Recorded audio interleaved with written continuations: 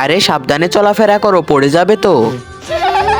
ছোট লোক, তোর এত বড় সাহস আমার মেয়ের বিপদ দেখে আসতেছিস? এইবার কাজের মেয়ের কিছু একটা করতেই হবে।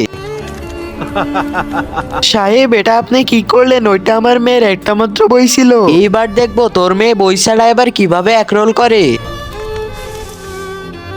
ম্যাম, এই দেখুন। আরে গরিবের মেয়ে, তুই আজকে বই আনিসনি কেন? ইংলিশ ম্যাম, আপনি কি আমাকে ডেকেছিলেন নাকি? আপনি কি স্কুলের রুলস সম্পর্কে জানেন না? স্কুলে বই ছাড়া ক্লাসে এলাও না।